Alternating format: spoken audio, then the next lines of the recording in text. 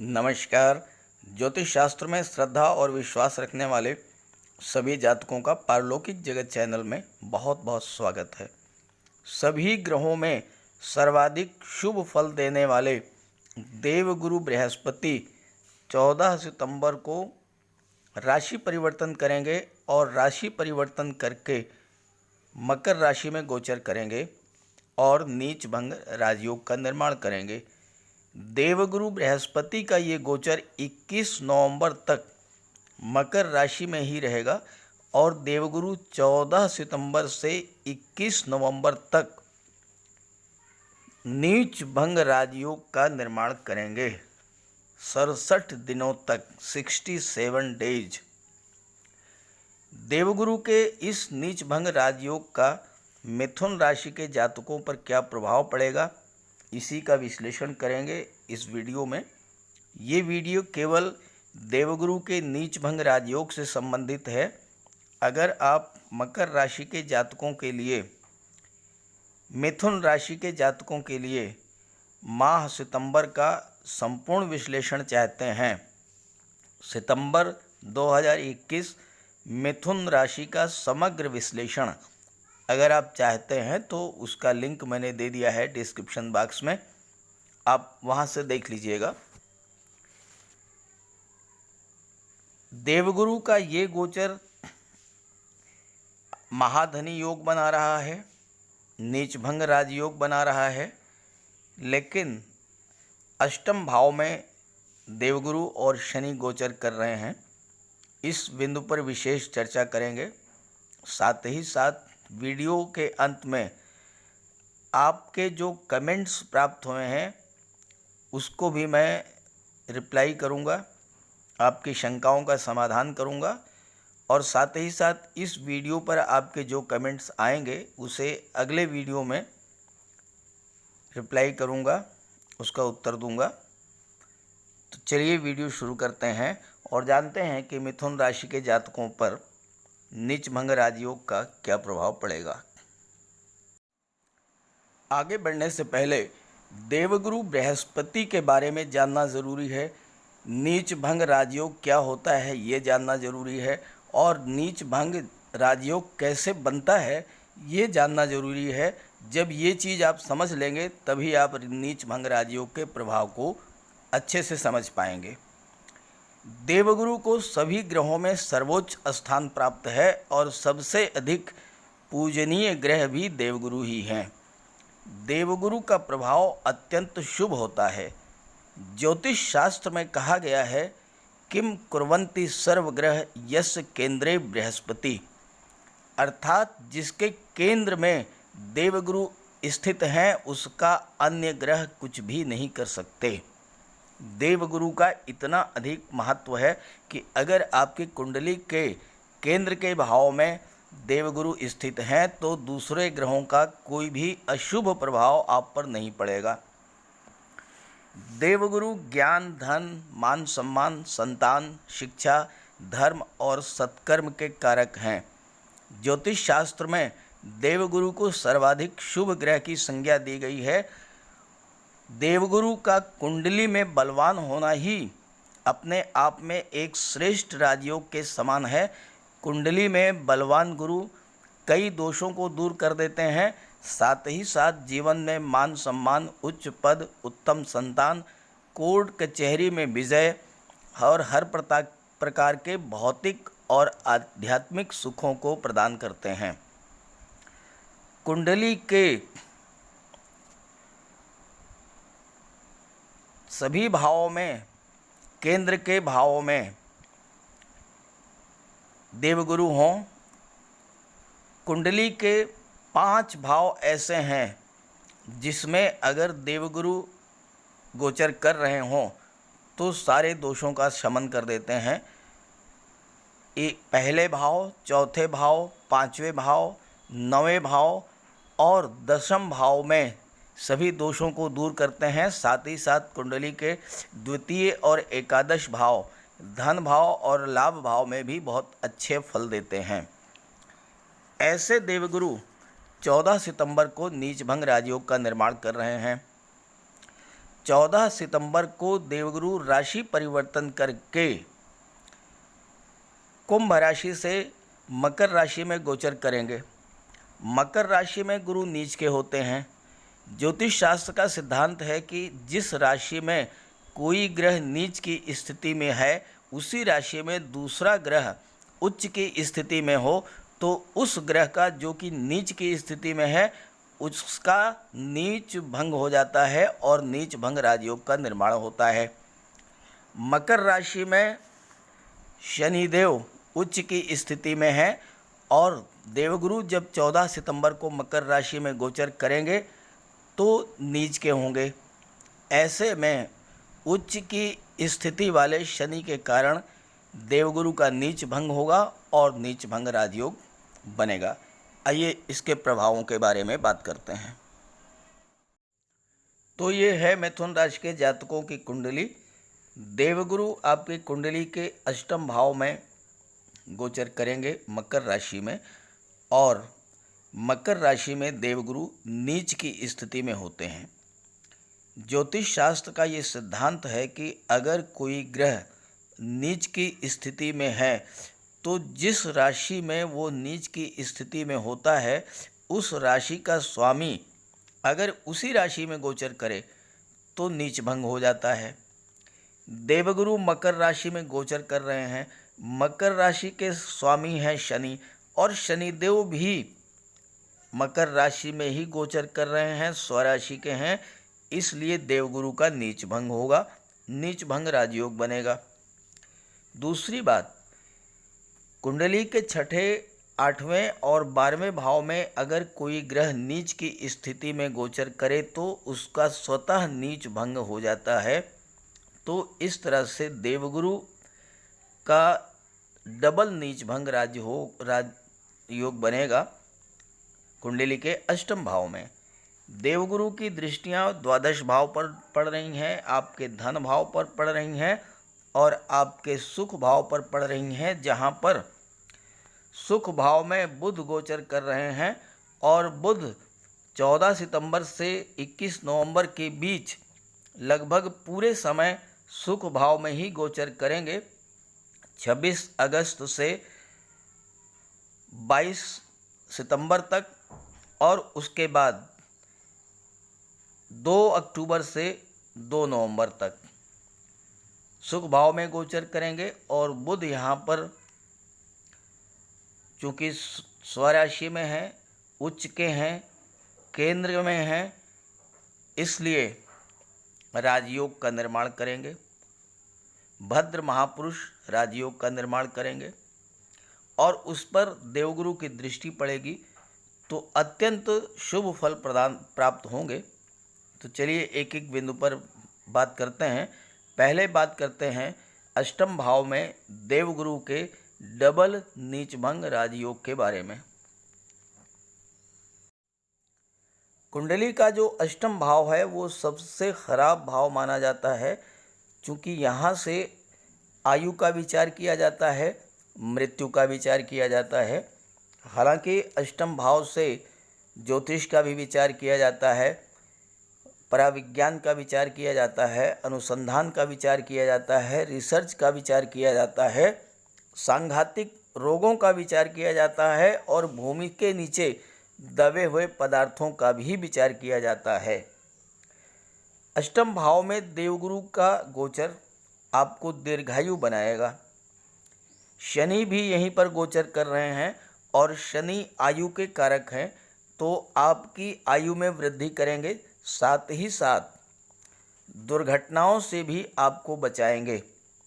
शनि और गुरु का जो ये योग है ये बहुत ही दुर्लभ योग है, क्योंकि शनि 2.5 वर्ष तक एक राशि में गोचर करते हैं, देवगुरु 1 साल तक एक राशि में गोचर करते हैं। तो शनि और गुरु का ये संयोग बहुत ही दुर्लभ संयोग है और आपको स्वास्थ्य आपका बेहतर रहेगा, रोगों से आपको बचाएंगे और आपकी आयु को लंबी करेंगे।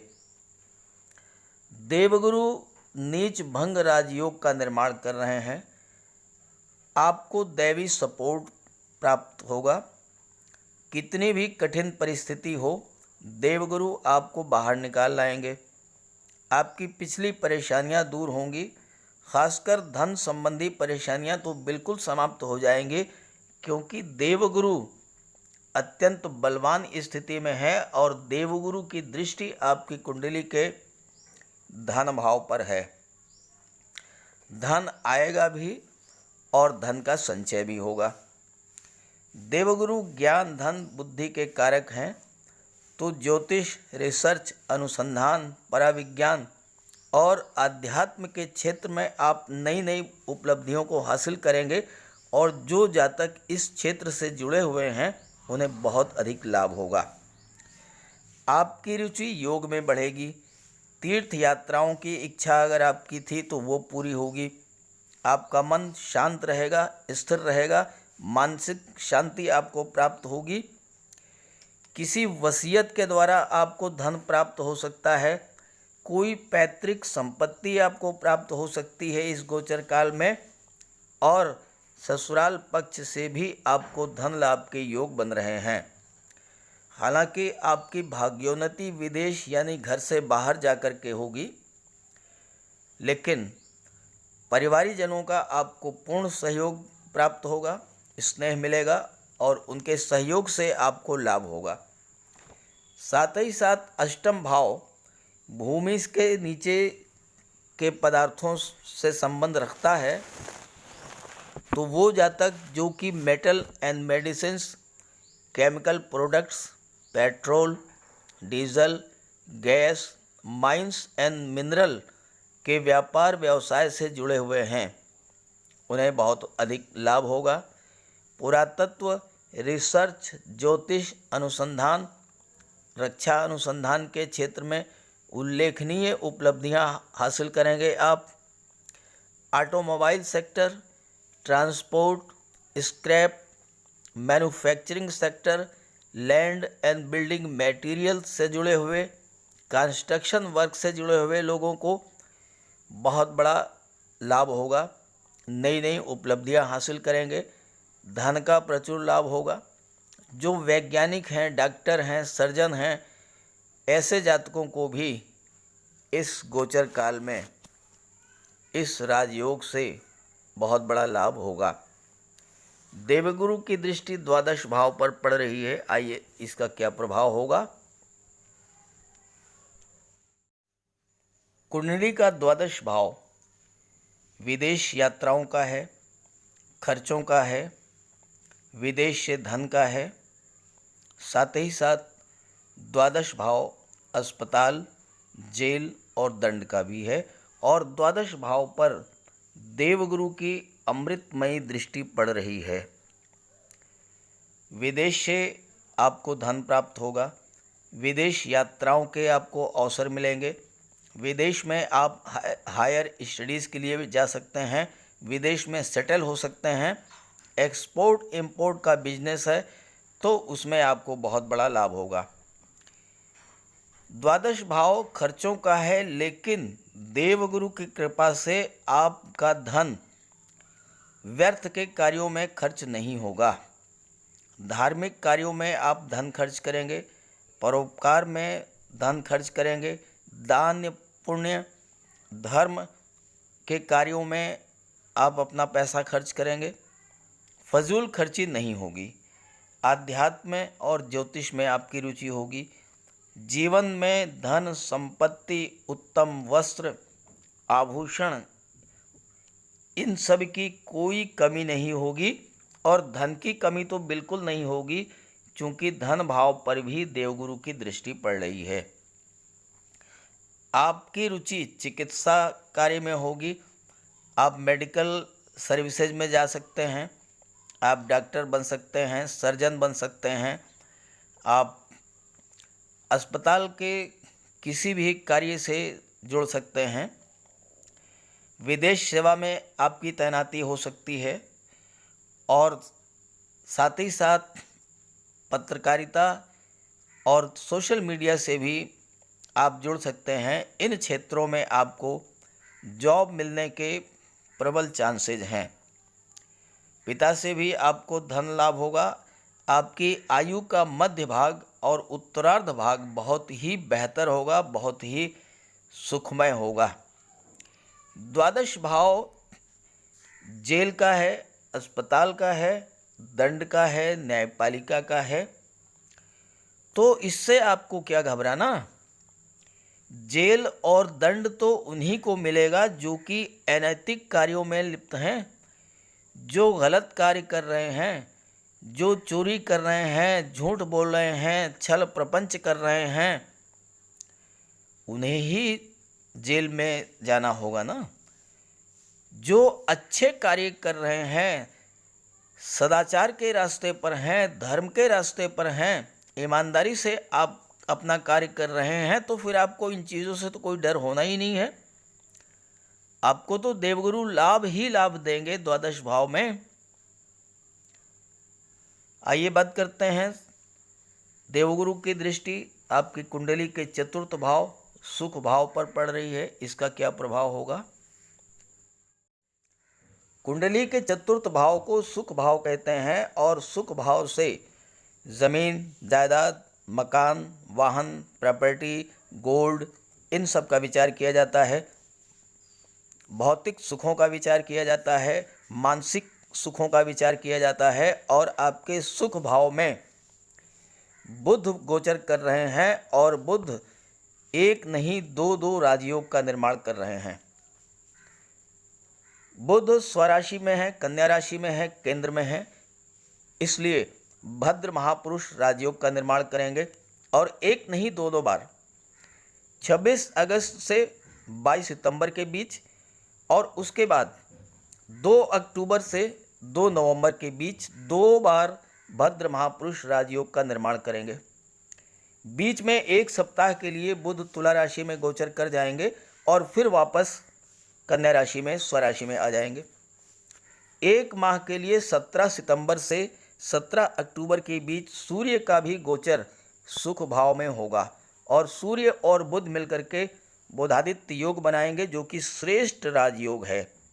और साथ ही साथ देवगुरु जो कि नीच भंग राजयोग का निर्माण कर रहे हैं, उनकी दृष्टि भी आपकी कुंडली के सुख भाव पर होगी। चतुर्थ भाव में देवगुरु महाबली होते हैं। देवगुरु के बारे में ज्योतिष शास्त्र में कहा गया है, किंग कुर्वन्ति सर्वग्रह यस्य केंद्रे बृहस्पति। अर्थात अगर चतुर्थ भाव में या केंद्र में देवगुरु गोचर कर रहे हैं आपकी जन्म कुंडली में, तो उसे जीवन में हर सुख मिलता है और कुंडली के अन्य भावों में स्थित ग्रहों के अशुभ प्रभाव का उस पर कोई प्रभाव नहीं पड़ता है। गोचर में चतुर्थ भाव में देवगुरु आपके बल बुद्धि में वृद्धि करेंगे। आप अत्यंत वाक्पटु होंगे, ज्ञानवान, धनवान और प्रतिभाशाली होंगे और समाज में आपको मान सम्मान प्राप्त होगा। सबसे बड़ी बात कि आप अपने परिवार को एक बंधन में बांध करके रखेंगे, एकजुट रखेंगे और परिवार के मुखिया के रूप में आप अपने कुल, अपने खानदान के मान सम्मान और यश में वृद्धि करेंगे। भाई बहनों, परिवारीजनों का स्नेह और सम्मान आपको प्राप्त होगा। ज्योतिष शास्त्र में चतुर्थ भाव के बारे में कहा गया है, अगर चतुर्थ भाव में देवगुरु गोचर करें या उनकी दृष्टि पड़े तो सुखे जीवे सुखी लोके सुभगो राजपूजितः विजितारी कुलाध्यक्षो गुरुभक्तस्य जायते।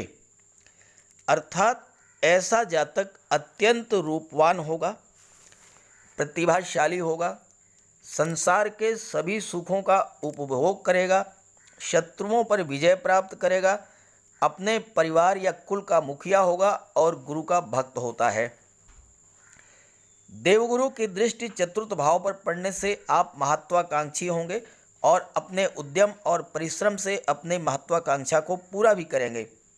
आप माता पिता, गुरु और वृद्धजनों का सम्मान करेंगे, शुभ कार्य करेंगे, अच्छे कार्य करेंगे।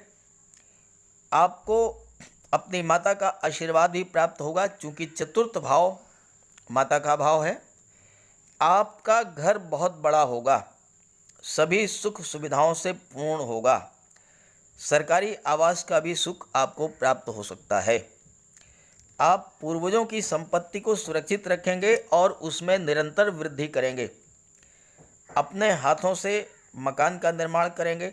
वृद्धावस्था सुखी होगी। जमीन जायदाद पर्याप्त मात्रा में होगी। बाग बगीचा भी आपके पास होगा। सबसे बड़ी बात कि आप सरकारी नौकरी करेंगे और सरकार में उच्च पद पर होंगे।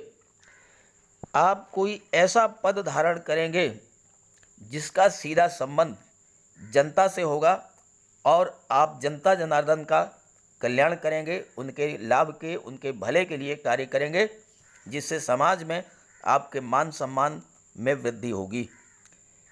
अब आइए बात कर लेते हैं आपके कमेंट्स के बारे में। कमेंट्स पर बात करने से पहले आप ये भी जान लीजिए कि देवगुरु को प्रसन्न करने के लिए, देवगुरु को बलवान करने के लिए उपाय क्या हैं। सबसे बड़ा उपाय तो यही है कि आप अपने माता पिता, बुज़ुर्गों का, वृद्धजनों का सम्मान करें, उनकी केयर करें, उनकी सेवा करें। दूसरा उपाय है आप भगवान विष्णु की पूजा करें। गुरुवार के दिन मस्तक पर हल्दी केसर का तिलक लगाएं। पानी में आधा चम्मच हल्दी डाल करके स्नान करें। देवगुरु प्रसन्न होंगे और आपका कल्याण करेंगे। ज़्यादातर कमेंट्स जो प्राप्त हुए हैं वो हेल्थ इश्यूज़ को लेकर के, मनी प्रॉब्लम्स को लेकर के और नौकरी के संबंध में। हेल्थ इश्यूज़ के लिए मंगल जो हैं और शनिदेव स्वास्थ्य के कारक हैं और छठे भाव रोग भाव के स्वामी भी हैं मंगल। तो आपको मंगल देव को प्रसन्न करना होगा, मंगल देव को स्ट्रांग करना होगा। मंगल देव अगर आपकी कुंडली में बलवान होंगे तो स्वास्थ्य संबंधी कोई समस्या नहीं होगी, क्योंकि मंगल आपके व्यक्तित्व को, आपके इम्यून सिस्टम को इतना स्ट्रांग कर देंगे कि आपको कोई रोग दूर दूर से आपको टच नहीं करेगा। मंगल शत्रुहंता भी होते हैं, तो शत्रुओं का भी विनाश कर देंगे। आप बजरंगबली की उपासना करें। शनिदेव के लिए भी आपको यही करना है, बजरंगबली की उपासना करें। उनके चरणों का सिंदूर अपने मस्तक पर धारण करें। मंगलवार के दिन पक्षियों को मीठे चावल खिलाएं। चांदी की कोई चेन आप धारण करें। तो इस तरह से स्वास्थ्य संबंधी समस्याएं सुलझ जाएंगी। एक जातक ने प्रश्न किया था कि उनके पैरों में दर्द की समस्या रहती है, तमाम दवाएं खा चुके हैं लेकिन कोई लाभ नहीं हुआ। तो उसके लिए मैं बहुत ही एक साधारण सा उपाय आपको बता रहा हूं कि आप अपने दाहिने पैर में काला धागा बांधें। आजकल वैसे भी चलन में है, जो लड़के हैं, लड़कियां हैं, अमूमन काला धागा बांधती हैं पैर में। तो अगर आपके पैरों में दर्द की समस्या है तो काला धागा बांधें, उससे आपको काफ़ी राहत मिलेगी। धन प्राप्ति के बारे में कमेंट्स प्राप्त हुए हैं मनी प्रॉब्लम्स को लेकर के। तो उसके लिए बता दूं कि 6 सितंबर से शुक्र स्वराशि में होंगे, बहुत ही बलवान स्थिति में होंगे। और शुक्र जो हैं वो धन, वैभव, ऐश्वर्य और सुखों के कारक हैं। तो आप शुक्र को स्ट्रॉन्ग कीजिए, शुक्र को प्रसन्न कीजिए, माता लक्ष्मी की पूजा कीजिए। अपने घर को इतना स्वच्छ रखिए कि माता लक्ष्मी एक बार अगर आ जाएं तो आने के बाद जाने का नाम ना लें, आपके घर में ही टिक करके रहें। घर में कोई टूटी फूटी वस्तु है, कंघी है, शीशा है, टूटा हुआ कोई सामान है, इलेक्ट्रॉनिक आइटम कोई ख़राब स्थिति में है, ये सब बिल्कुल हटा दें। माता लक्ष्मी आएंगी और टिक करके रहेंगी। गाय को गुड़ खिलाएं और कन्याओं को उपहार दें। धन प्राप्ति होगी, लक्ष्मी का आगमन होगा। सरकारी नौकरी के लिए सूर्य देव कारक होते हैं। सूर्य शासन प्रशासन सरकारी नौकरी पद प्रतिष्ठा के कारक होते हैं। सूर्य देव की उपासना करें, सूर्य देव को अर्घ्य दें, तांबे के लोटे में लाल पुष्प, रोली, अक्षत ये डाल करके सूर्यदेव को अर्घ्य दें। बची हुई जो रोली है उसका तिलक मस्तक पर लगाएं। घर के पूजा घर में उड़ते हुए बजरंगबली की तस्वीर लगाएं और उसकी उपासना करें। मंगलवार को नंगे पांव मंदिर जाकर के और बजरंगबली को लाल पुष्प अर्पित करें और साथ ही साथ सूर्य के गुणों को धारण करें। सूर्य के गुणों को धारण करने का मतलब ये है कि आप परिश्रम करें, समय के पंक्चुअल बने। सूर्य एक सेकंड भी लेट नहीं होते हैं और 24 घंटे कार्य करते हैं। उनके जैसा ही आप बनिए, उनके गुणों को अपने अंदर लाइए, सरकारी नौकरी निश्चित रूप से मिलेगी। कई कमेंट्स इस बात को लेकर के आए हैं कि ये जो विश्लेषण है ये लग्न राशि के आधार पर है या चंद्र राशि के आधार पर।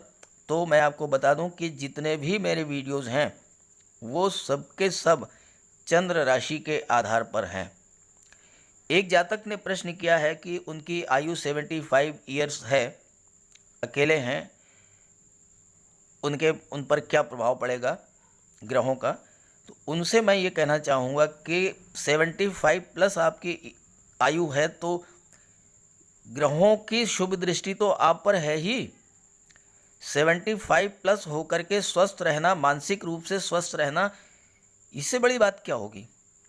समाज सेवा करें, अपने ज्ञान को बांटें, अपने अनुभव को शेयर करें, लोगों की समस्याओं को दूर करने का प्रयास करें। बहुत बड़ी जीवन की उपलब्धि होगी आपकी ये। अगर आप समाज सेवा में जुड़ जाते हैं, समाज से जुड़ते हैं, तो आपका जीवन बहुत ही खुशहाल बीतने वाला है। बाकी जो भी समय है बहुत अच्छा बीतेगा। कुछ जातकों ने प्रश्न किया है कि लग्न की राशि कर्क राशि है और चंद्र राशि धनु है, तो वो अपना राशिफल किसके आधार पर देखें। तो मैं उन्हें बताना चाहूँगा कि अपना राशिफल जो है वो चंद्र राशि के आधार पर यानी धनु राशि के आधार पर देखें। तो इस तरह से मैंने इस वीडियो में देवगुरु के नीच भंग राजयोग के बारे में चर्चा कर ली, आपके कमेंट्स को रिप्लाई कर दिया। इस वीडियो पर जो कमेंट्स आपके आएंगे उसको अगले वीडियो में रिप्लाई करूँगा। पिछले वीडियोज़ में और भी जो नए कमेंट्स आपके आए होंगे उसे भी अगले वीडियो में मैं रिप्लाई करूँगा। तो आपकी कोई शंका हो, कोई प्रश्न हो तो ज़रूर पूछिए, उसको मैं समाधान करूँगा। सभी ग्रहों की कृपा दृष्टि, शुभ दृष्टि आप पर बनी रहे, इसी भावना के साथ आप सभी का बहुत बहुत धन्यवाद। नमस्कार।